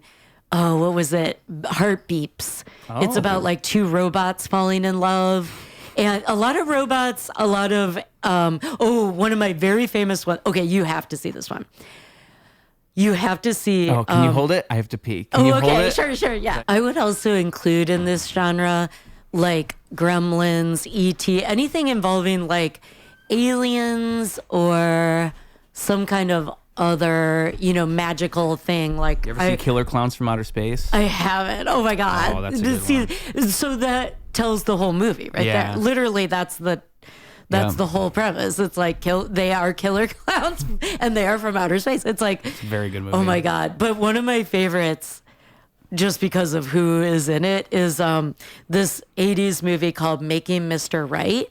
So the premise is that there is a shy, nerdy scientist. There are a lot of scientists, a lot of like whatever, ridiculous science. Oh, weird science. That's a good one. So he's a scientist, but he is really awkward and nerdy, and he makes an android or a robot or something, but it's like really lifelike. It looks just like him, who is like Mr. Right. He's like the perfect man. So his doppelganger guy is like wearing a tuxedo, and he's handsome and charming and urbane, and he's like a ladies' man and whatever. He's very charming, and so, but it is both are played by John Malkovich, and it's so painful to watch like this great actor, like just. Like it's almost like you can see him just being like, I need the money for this. Like he's just kind of like forcing himself to go, like, to say this like really crappy dialogue. I mean, it's so dumb. It's like the dumbest movie. So he has to go back and forth playing like the nerdy scientist, and then he has to like suddenly he's like, oh hi, blah blah blah blah. It's just ridiculous. So like. The robot one goes on a date and like falls in love with this woman that he's in love with. The actual scientist is in love with, and she falls in love with the robot version of him. And then it's like, it's a little bit of like a Cyrano de Bergerac type of thing. I mean, it's so fucking dumb, but it's just like watching John Malkovich like having to stumble through this like really shoddy plot, and it's hilarious. I love it. I love. Or, a mannequin. That's another one. Okay. That's a really good one. This guy is a window dresser, and he falls in love with the mannequin, and then the mannequin comes alive. You've never seen Mannequin? No. See, this was my whole childhood. I saw After Hours recently. That probably counts, right? That's a good movie, actually. I feel like it's a really loose plot. That's kind of what I didn't like about it, but I bet if I'd seen more 80s movies, based on what you're telling me, I probably would have appreciated it more. Oh, yeah. Because it seems, it was a well-executed loose plot, but that's kind of why I didn't like it, because I was thinking throughout the whole movie, like, what are the odds that like this whole neighborhood knows each other and all this stuff's connected? Yeah. This is kind of ridiculous, but I think it's because at that time when that movie came out, for a goofy movie to just connect all these stupid subplots and do all this stuff, like that was totally expected back then, to just have a ridiculous plot that's kind of nothingness. That's ultimately kind of nothing. Yeah. Or at least so wacky that really who cares, right? It's like that was the norm. Yeah. To go all the way out. Yeah. But I don't know, like I'm trying to think of because wasn't there one where it's two kids and they make a woman? Is that Weird Science? That's Weird Science. Okay, yeah, they so make I remember like that. I haven't seen it, but I know that one. Yeah. Kelly Every LeBrock, kid's dream. I mean, come on. Every 10-year-old wants to make a hot girl, but it's so funny because every 10-year-old would not know what to do if they made a hot girl. That's probably the comedic premise of the movie, right? It's like, what do these guys do with the girl? They have no idea. There's two 10-year-olds. Yeah, totally. If you're like having a hot teacher when you're 10, like you don't know what that even is. It's confusing. Most boys' first crush is like a hot teacher or something. That is when you're a young man and you meet an attractive older woman. That is very confusing when you're 8, 10, 12. You don't even know what's happening. Well, I don't know if it's the same for girls. For teachers, basically the flimsy premise of songs, because it's right there in the title. Yeah, there you go. That's what happens. What is so like flimsy premise? Like, what does that mean? Well, I just exactly? mean that it's like something really preposterous that they have to sort of maintain. It's like so specific. Like one of them is like, I think it's a Dan Aykroyd movie called My Stepmother from Outer Space. Yeah. So it's like, Dan Aykroyd is a scientist. He somehow contacts like an alien, and it ends up being like a beautiful lady. And then he like marries her. And so the 80s was just full, for some reason, a lot of extraterrestrial activity. Anything that's like pseudoscience or magic or something that can't actually happen, like robots coming to life was a big one in the 80s. I don't know. There must have been like a lot of fear about like robots or something, but there was like a lot of extraterrestrials, a lot of robots, a lot of post-apocalypse, because in the 80s we did have the Cold War. We were that's another stupid joke of mine, is like we had Reaganomics, the Cold War, and they were putting craisins on fucking everything. And it was a nightmare. But I remember growing up in total fear of nuclear war. Yeah. So there was a lot of like, because what is the whole thing? There's been a nuclear war, and now everyone is a mutant. There was a lot of that. Well, a lot there's of the missile mutants. crisis, the Cuban missile crisis. The missile crisis. A lot of post-apocalypse. I mean, there's still a lot of apocalypse movies, but like a lot of like mutants or chemical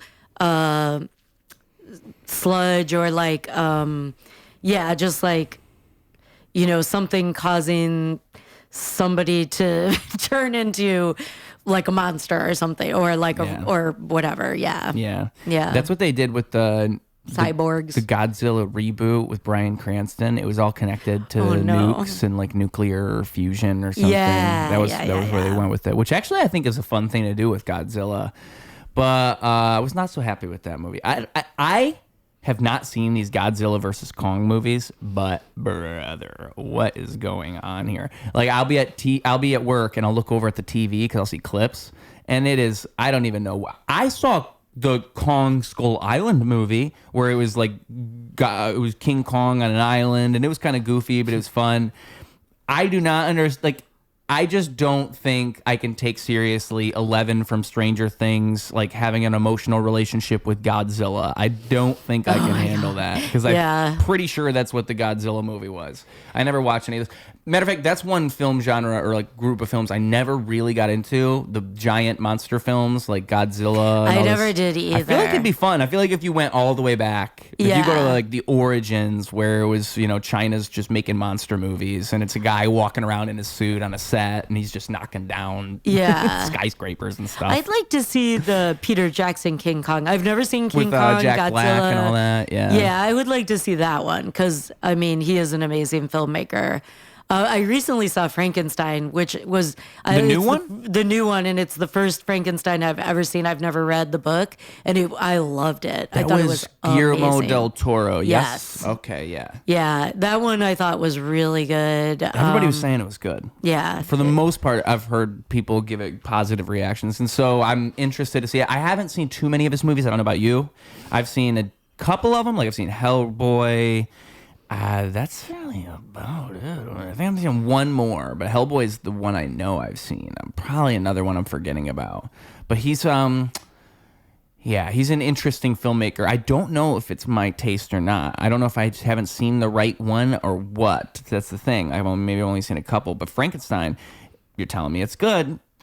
I'll get back to you. If I don't like it, I'm probably wrong. If I don't like it, I'm probably just incorrect. Because I've heard Guillermo del Toro is like one of the best, right? For like auteur directors. He's one of the few that's around that's really kind of capable of doing his own projects. He's making like films that are visually stunning. Yeah. But also and it seems as amazing acting. So it's like, that's the thing. Like I saw The Shape of Water, and it just didn't grab me. Like I thought it was beautiful to watch, but it was kind of, the story didn't really have that much going on.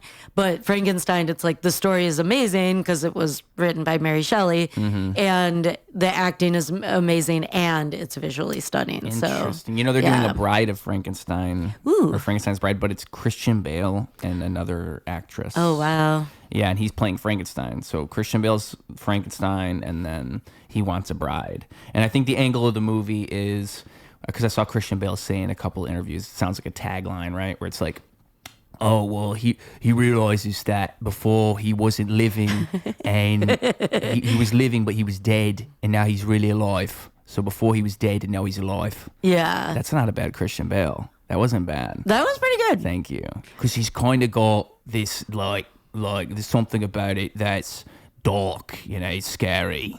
It's kind of how he talks. But yeah, so it's like, it's Frankenstein was dead, but he was, or not dead but not alive, but he was dead but not living, something like that. I right? think that's he's part reanimated. Of the original he was alive story but not is living. that he's lonely. Yeah. Well, yeah, because Frankenstein's really an existential story. Like if you really were to break it down, Frankenstein's like the question of what happens when you give life where where it may not have been meant to be given. What even is that life? Yeah. So that's to me, that's Frankenstein, you know? And like, what is Frankenstein existentially? If you were Frankenstein, scientists made you 2 days ago. Yeah. What are you going to do? The scientist probably thinks you're a freak. That wouldn't be fun. You just reminded me of something. Do you want me to bring this whole thing all home? I love when it happens. Yes. So you reminded me of something. So in terms of the flimsy premise movies of the 80s. So in 1990, as I said, I'm 56.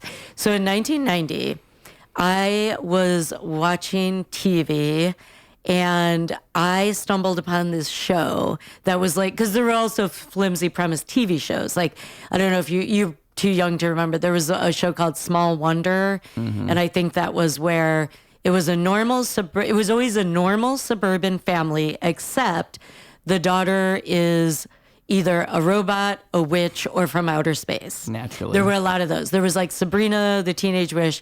Small Wonder, I think, was a robot little girl. And then there was one where someone, like a parent or someone, was from outer space. I mean, of course, Mork and Mindy, there was that. That was, maybe the first one. But there was this show. It was only on for 4 episodes, okay? And I happened to catch one of them. And it was called What a Dummy. And it was where there's a normal suburban family, except that the uncle, who was a vaudeville performer, died, and his soul went into the body of his ventriloquist dummy. He was a ventriloquist. And he had like a suitcase he carried around and went, and did his shtick, like his ventriloquist act.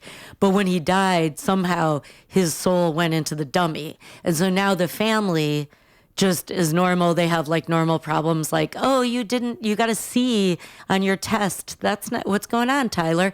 And then it's like the dummy walks around and just makes these wisecracks. And he's just like, hey, right. And he's like, I think he has a cigar or something. So it's just like, so that's the premise, is that it's a normal family, but they live with this ventriloquist dummy who somehow walks and talks and makes wisecracks about their life. I mean, it is the flimsiest premise, okay? And when I saw that in 1990, I was like, oh my God, this is genius. And I've thought about it for 35 years, I guess. So recently I started doing this, I started having people introduce me when I do comedy as a comedian and former ventriloquist dummy, because I thought it was funny, and like sometimes I sort of dress like a ventriloquist dummy. And I even did comedy one time as a ventriloquist dummy. So I painted lines on my face and I like did this really dumb stand-up act.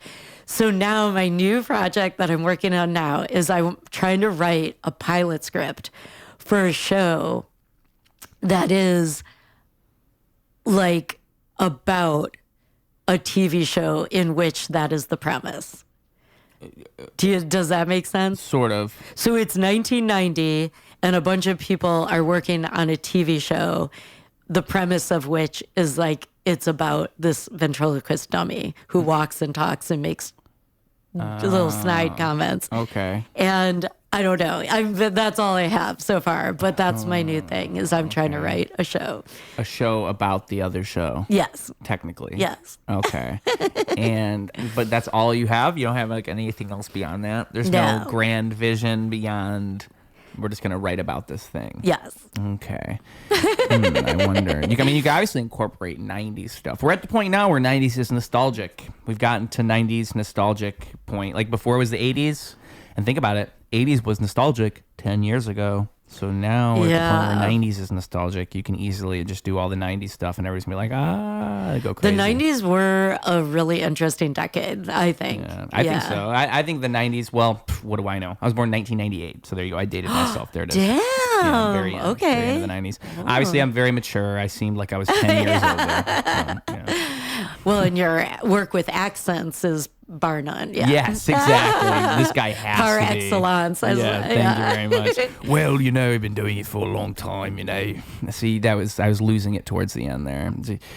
Oh, dude. That's like, I can't believe I'm actually that close on Christian Bale. I've never tried Christian Bale before. Sometimes I'll do someone's voice. I'll just try to say something they said, and I'll be really close. Can you do Michael Caine? Michael Caine. See, I'm still doing Christian Bale. Oh, okay. Because most people do British and then they just end up sounding like Michael Caine, but you're ending up with Christian Bale somehow. Yeah, Christian Bale is what I'm getting, but like Michael Caine is somewhere probably higher up here, something like this. It's probably closer to Michael Caine. That's pretty and good. Michael Caine talks softly, right, like this.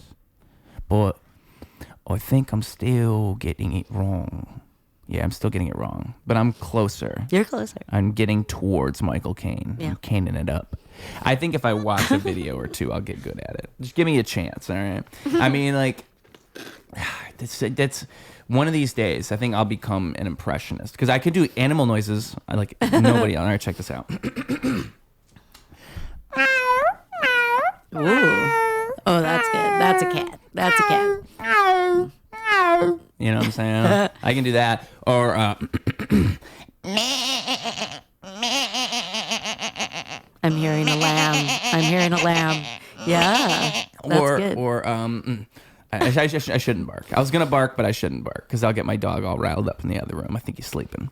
But those are, just a small array of my animal sounds. So it's got it in me. And I think it's all kind of the same. I think it's all like voice acting and being able to do all that stuff. I think it's all like getting back here in your throat. Like, yeah, but this shows how little I know. Have you seen Maria Bamford? No.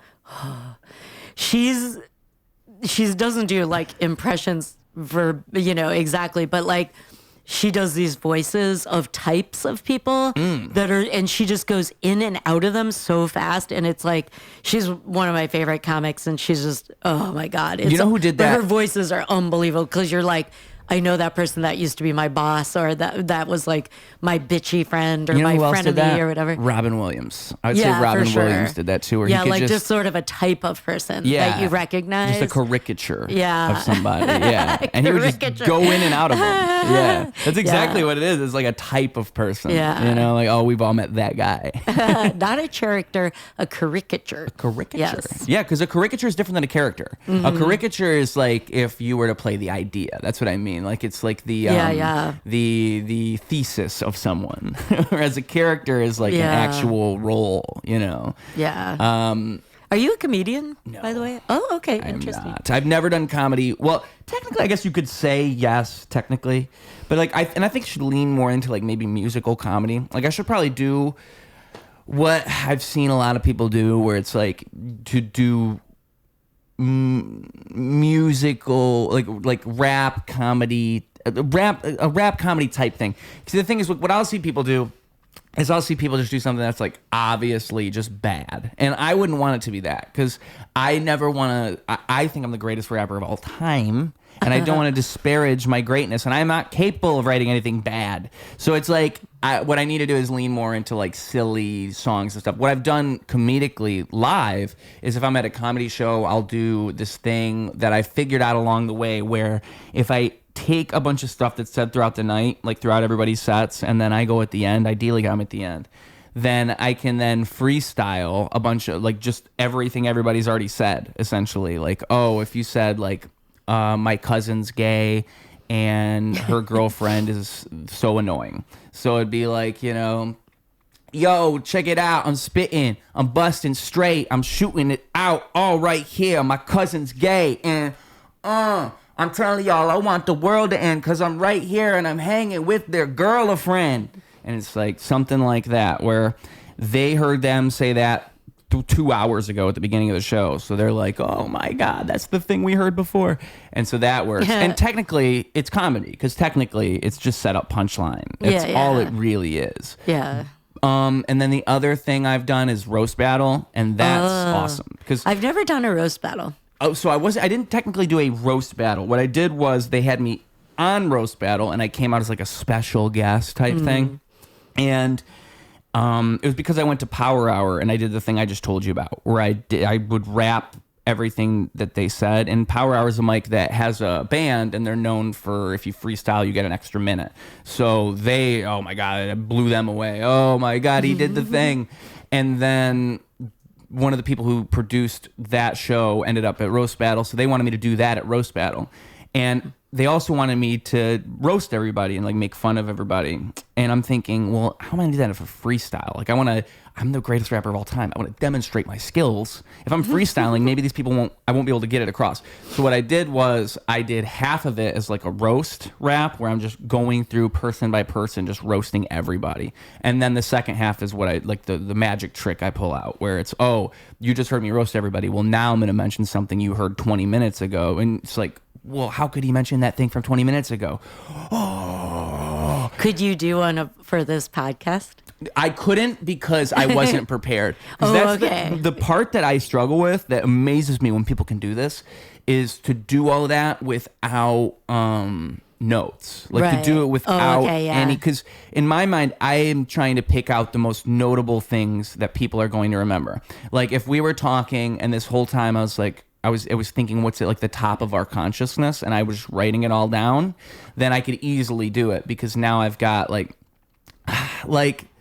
I could sort of do it, but I couldn't do it super effectively. When I rap, they think I'm a god still. I'm coming out. I'm looking down on y'all from the past like vaudeville. I'm saying, what's another one? See, that's the problem is you have to come up with stuff that's like at the top of it because vaudeville's easy. That's right there. And then I'd have to think, well, what else did we talk about? And this is the part that's hard. And if you're ventriloquism. Oh, ventriloquism. So, yo, when I spit, I go, I drill, I get them, I'm shooting, I'm getting you with my vision, my ventriloquism. I said I make them talk. I raise them up. I raise a stalk. I'm like a farmer. I said I'm like a farmer. Well, guess what? I'm like a farter. I'm coming through, moving farther. Moving harder. You did it! I did oh my it. God. See? But the hard part is, again, keeping it moving. Because, like, it's easy to do it once, but how do you pull it out over and over? There's a rapper named Harry Mack who's known for freestyle rapping. And I always mention this because this is one of the craziest demonstrations of freestyle rap I've ever seen in my life. And it's on Rick Glassman's podcast. And it's the third time that Sal Vulcano is on Rick Glassman's podcast. Sal from Impractical Jokers, right? So Sal from Impractical Jokers is on Rick Glassman's show. And about 40 minutes in, about 50 minutes in, Rick says to him, like, hey, I saw that you really liked when I had Harry Mack, the freestyle rapper, on the last time, and I have a gift for you. I want to play your voicemails that you left. And it's 3-4 voicemails of Sal just going, oh my gosh, I saw the Harry Mack episode. It was so great. It was so great. And then the voicemail ends, and then he calls him back. He's like, I just can't get over. So he's just talking about how great it was. He loved it so much. And then Rick Glassman, the host of the podcast, pushes play, and this is the gift for Sal, and it's a beat, and Harry Mack is rapping, and he's rapping about just like, just stuff about Sal, stuff about Impractical Jokers, and you're thinking as the person watching the show, oh, this is cool. It's like a gift for Sal because Sal really likes this other guy who was a guest on the show. But then all of a sudden, like 2 minutes into the freestyle, Harry Mack starts saying stuff that they said in the podcast, and then he keeps doing it, and then all of a sudden, a curtain opens and Harry Mack walks out, and he was there the whole time for the last 45 minutes. And then he raps for the next like hour and a half with like a couple conversations interspersed between. And it's all what we just talked about, where he's calling back stuff from the conversation. He's just mentioning random stuff that they had said earlier, just blowing everybody's mind, because it's, I feel like it's one of those things where if you aren't a part of it, it's not as cool. But then when it actually happens to you, you're like, because it's so hard to execute that properly. And he did it for so long. And that's one of the few times where it blows my mind, because again, I could have notes. I could pull out notes. I could write it all down, and then I could easily do it. But to just do that off of the top, off the dome, like just to have everything in your brain that people are going to think about and people are going to remember, because it's really, it shows that he's practiced it a lot. It shows that he's done it enough times to know what's going to work and what's not going to work and what's worth mentioning and what's not worth mentioning. Yeah. And also, like, he knew it was going to happen. So the whole time he's sitting outside, he's thinking, penguins. All right, penguins. Use that. Yeah. Penguins. Yeah. But so, and I think how I got into all that is, I think freestyle rap in general is pretty synonymous with comedy. Like, I think freestyle rap and improv and comedy, they all kind of fall into a bucket, right? Like, you could easily, when you're freestyling, get comedic and do comedic things, and again, set up punchline. A lot of rap in general is simply that. It's just setting things up. At least what rap was originally. I think rap has evolved and become plenty of different things like rock music did. So, but the origins of rap are set up punchline and saying things. There's a lot of poeticism to hip hop. Yeah. And I think that's why I like working with comedians, and I like going to comedy open mics and rapping and stuff like this, because I like to think that my style of rap, for some reason, just communicates to a comedian. Like, they get what I'm doing. Yeah. Because it's kind of like it's like well, it's also musical. And it's musical, it's yeah. It's rhythmic, it's timing, it's musical, and language. It's also like economy of words and that kind of stuff. Yeah. Economy of words is a big one with hip hop. I mean, hip hop and comedy, like both of them. Economy of words is so essential. To me, it's everything. Like, I when I write things, I am so specific. It's like syllables. I think of it like if you gave me a word like schizophrenic, immediately in my brain I think like get ahead it split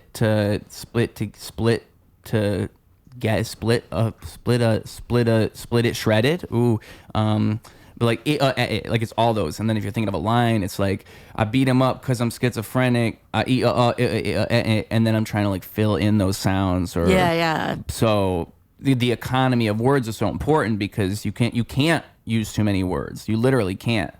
You just can't. I think in comedy it's interesting because you can use too many words, but you're less effective.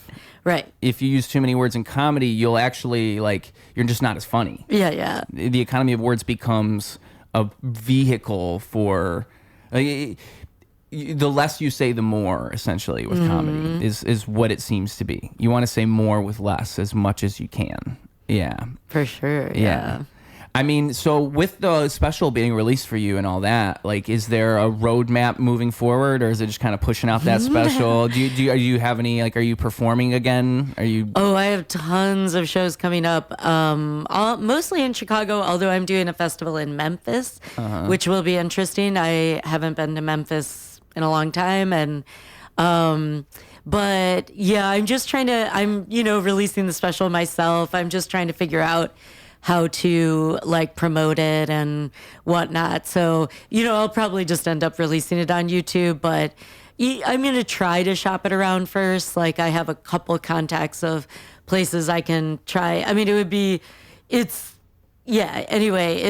really proud of it. Either way, it was like an amazing experience to do it, but yeah, of course I want people to watch it too. So I'm gonna just try to promote it as much as possible. I don't think YouTube hurts. I think YouTube is the way to go. If you ask me. I think so too. I don't know. It's like, especially if you're not like a huge name where you can shop around, you have this weight you're throwing around. Yeah. Because the thing is, I mean, YouTube's leveled the playing field for specials. Right. I mean, it's almost devalued the special with how much it's leveled the playing field because anybody can do it.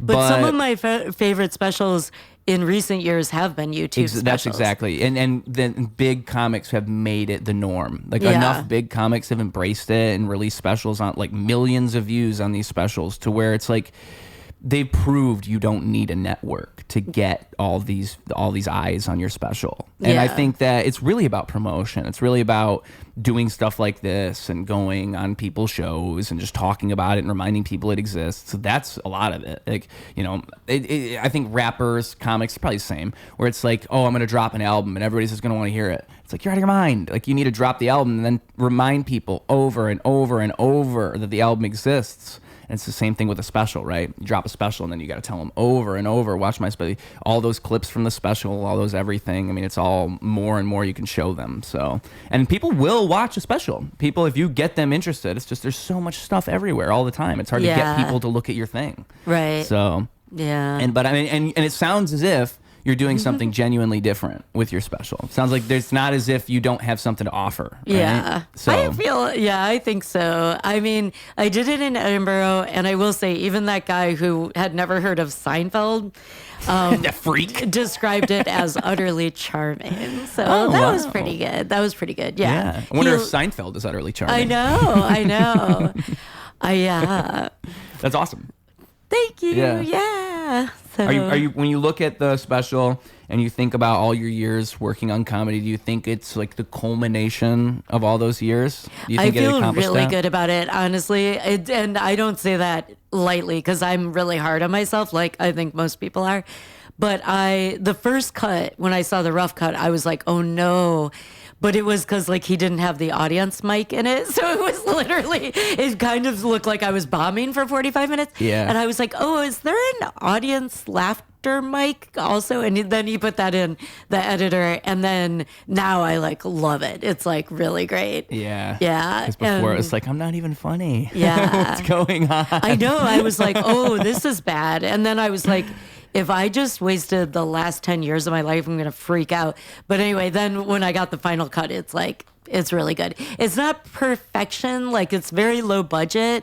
You know, I'm a waitress. I worked 3 jobs to come up with the money to pay like a professional crew. So not a Netflix special. And it's not going to look exactly like a Netflix special, but for no budget, I think it looks and sounds really good. Nice. And yeah, I think it's amazing. So yeah, well, that's awesome. Yeah. But then again, I thought that idea about the ventriloquist dummy show was amazing, and you didn't seem impressed by that. No, that's okay. I'm just kidding.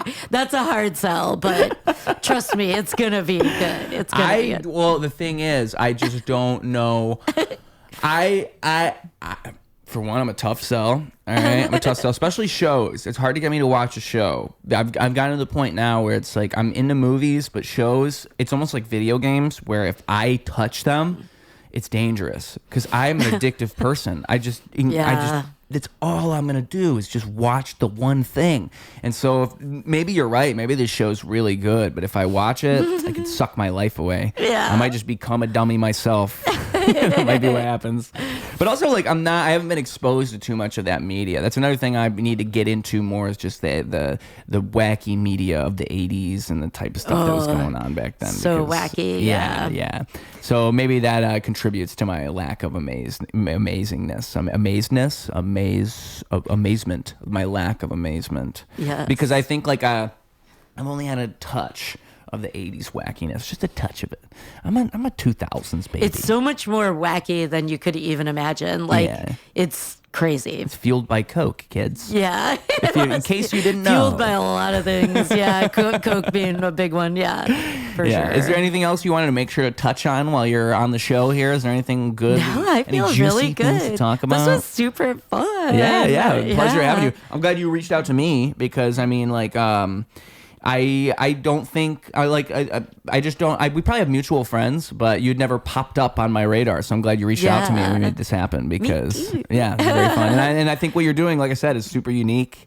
It's and I think that's what it's one thing to do stand up and to do music and do anything, but it's about, everybody says like find your voice and all this.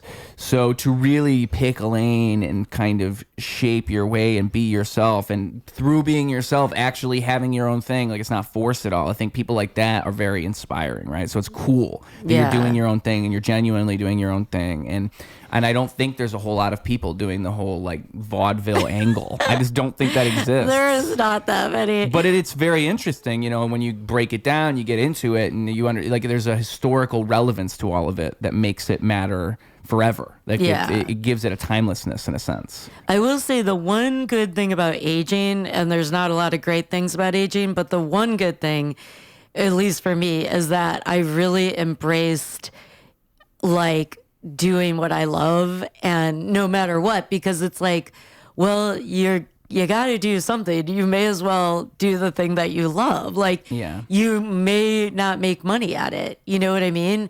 You might not. But I mean, it's like either way, you're better off because I'm having more fun in my 50s than ever, which is crazy, Yeah. I feel like, I don't know if it's just me, but I feel like I spent a lot of my 20s and even my 30s doing things that I thought I was supposed to be doing, thinking about, like, I've completely let go of the idea of having any kind of career, like being a professor or like, an art teacher or even a professional artist. It's like, there's like 0.00001% of artists do it for, are like well paid for their work. You know what I mean? But if it brings you joy, it's like, there you go. You already won. You know what I mean? And then everything else is just like gravy on top of that. So I don't know. Anyway, that's my little theory. But most people is a cherry on top. I really like gravy. Oh yeah, that right. Is so much better. I meant to say no, cherry. No, yeah. I'm gonna just start saying this is the gravy on the mashed potatoes. That is the gravy on the mashed potato rather than cherry on top. It's the gravy on top. That is awesome. That's like the best brain fart I've ever heard. All right, well, yeah. So very cool. The way we always wrap this show up is two things. Here we go. So one, this show's obviously for 3 to 5 year olds. That's my core general audience. Okay. Thank you for laughing at that. Because sometimes people think I'm serious. Sometimes people are like, wait, so really? Go to sleep. But yeah, so it's the little kids who are, they're not about to go to bed, but they are about to get off the school bus. They're going to take their headphones off and they're going to enter the real world. So you're about to give them advice, something they can use in their real life to make their life better. I don't know what it is. You're going to tell me, you're going to give me something good, something amazing. And second, the social media is where the people can find you, all that good stuff, the place they can see your face. They spent all this time with you. They might as well spend some more, see some more of you. How are they going to do it? I don't know. You're going to tell them. The floor is yours. Oh, okay. So I guess advice is pretty much what I just said, which is just like, do the thing that you love right now. Don't wait. Don't like do something that you think you have to do to get to do the thing you like. Make art, basically, is long story short. Just make some kind of art. It's super fun. You will have the best life possible if you just do that, unless you really truly want to be an accountant, and then go for it. Do accounting. You can do it. So just do the thing you love and always have fun, and everything else will work out, I think. And then my socials are pretty much just at Chrissy Ferrera. That's all my socials are, just Chrissy Ferrera. So yeah. Awesome. Yeah. All right. Amazing. And then right where can there. they? It's right there. Wherever. Yeah. It's right there. I will tell you, if it's not on the screen, it's in that description, folks. You just scroll down, you tap that, you go into that description, boom, it's right there. And her name is, if you're listening on a podcast, you're listening on Spotify or something, you just type in her name. She told you. It's just her name. It's and then that easy. The special is the Shy Vaudevillian, and that will be out in April 2026. And I'll send you the trailer when it's done. I'm waiting for the trailer. Yeah. That would be awesome. Yeah. Yeah. And I mean, you said April 26th? Is that what you said? What day did you say? I think April 1st. April 1st. 2026. I just meant 2026. like, in case this is being played in the future. I don't know. Well, this comes out about a month from now. So, yeah. So let's say this would be probably right after the special came out. Okay. That's perfect. So odds are you go online and type in Out now, guys. See, we're time traveling. That's what gets confusing is we're time travelers from the past and we're in the future. So it's actually out now. That's what we should be saying. Yes. If you go and you type it in, boom, it's right there. Yeah. But where are they typing it in? I'm going to say YouTube. Let's just say YouTube. Tentatively. Yeah. Maybe there'll be an asterisk. Maybe now there's something on the screen. And maybe now it's like not on YouTube, by the way. Yeah. But all right, awesome. Thanks for being here. Amazing things. Thank you guys for watching. Thank everybody for existing. What a beautiful world. What a wonderful world. And that's all today here on